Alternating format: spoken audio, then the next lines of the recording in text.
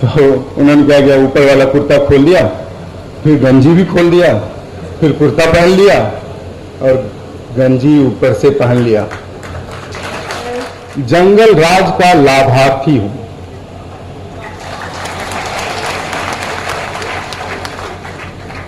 कमियां होंगी, हर सरकारों में होती हैं, आज भी की जनगणना सत्य की खोज। आपस में एक हो पहले, ये बहुत जरूरी। किताब ही लिखना शुरू किया, हमारी किताब अंतिम चरण में है कि हमें जंगल राज क्यों चाहिए, जंगल राज क्यों जरूरी है, इसका टाइटल ही रख दिया हमने।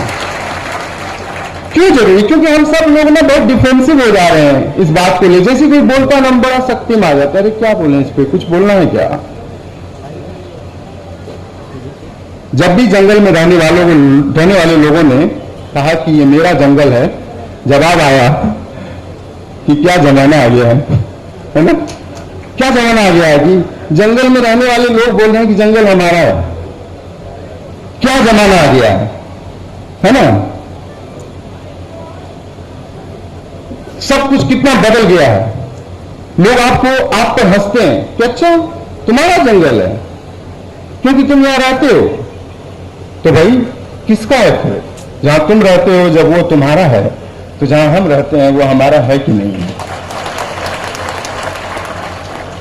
मैं 90s में पैदा हुआ हूं। मैं एक छोटी सी बात बताता हूं, बड़े इंटरेस्टिंग है।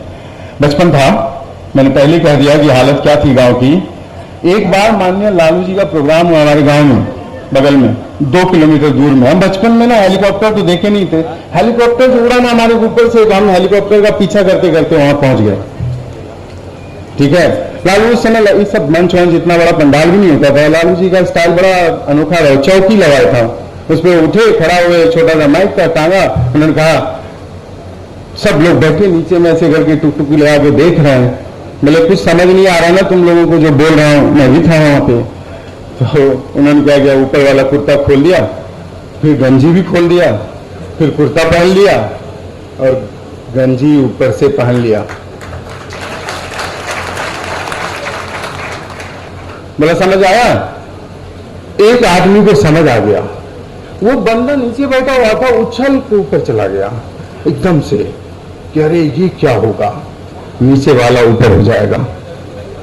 ये समझदारी, ये ऑर्गेनिक इंटेलेक्चुअलिज्म आपको हमको गांव गांव तक पहुंचाना होगा। हम सब ये दंड नहीं कर सकते कि हम यूनिवर्सिटी में प्रोफेसर हैं, हम स्कूल में टीचर हैं, हम बहुत पढ़े लिखे लोग हैं, हमें तो सब कुछ आता है। हम सब इस दंड में हम अपने लोगों की कम्युनिकेशन के स्टाइल को नहीं समझ पा रहे हैं। तो हमें वो भी काम करने की जरूरत है जो हमें करना चाहिए। एक और बात जो हम सबको बोलना जरूरी है, और मैं बोलता हूं कि मैं जंगल राज का लाभार्थी हूं।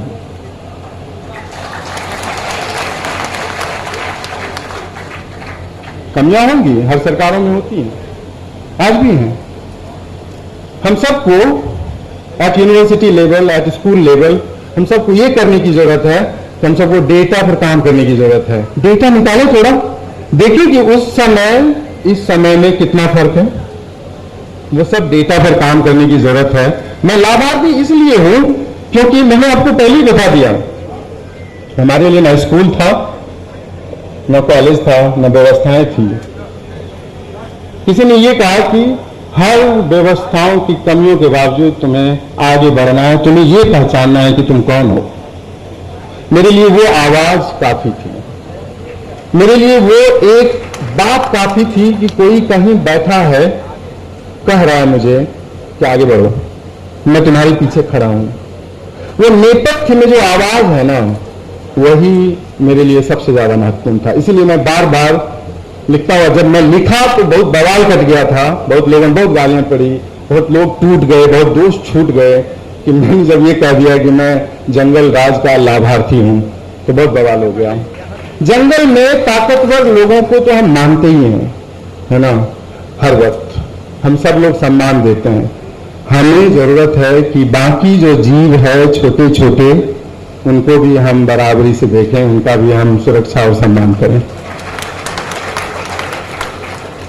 और मैं इसलिए ये बात बोल रहा हूं क्योंकि कुछ डेटा अजीब सा है। जब जाति जनगणना बिहार में हुई तो आंखों के पर्दे उलझ गए लोगों के।